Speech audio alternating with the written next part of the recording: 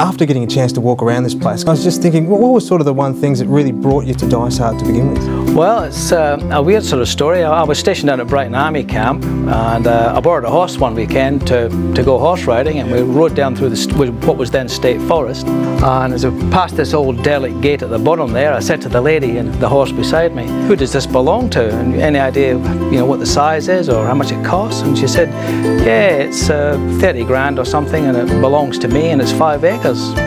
I said, "Oh, okay, I'll give you 25 grand for it cash." She said, "Oh, okay." So we just shook hands in the saddle and I bought land. One of the things I noticed when you and Joan closed these doors for us originally was just how quiet it became inside. That's one of the key things about this place that we do like and we'll probably miss, is the almost total silence. You step outside at night, you can see the stars. Our nearest neighbours are hundreds of metres away. Anyone drives down that lane, they're either visiting here or they're lost. Alan, you mentioned you just hate cutting grass.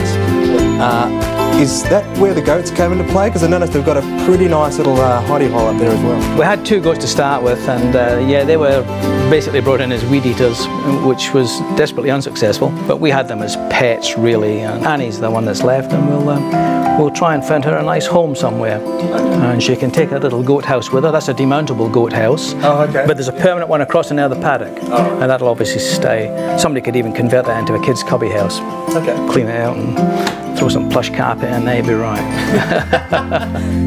Fire safety is a big issue. One of the things we noticed when we were driving through here was just how much effort you've taken to clear all this bushland around for your living space. We've cleared some land, made the place fire protectable. That was one of our key things. Wanted to be in a bush setting, but not be stupid about that, and have trees hanging over the house and so on, we could pose a threat. So we're in the bush, but we're kind of not really, because the roads are starting to open up, so it's easy now to get to town, particularly now with the Brighton bypass and so on. So some of those things are starting to come good for us, just at the time we want to move.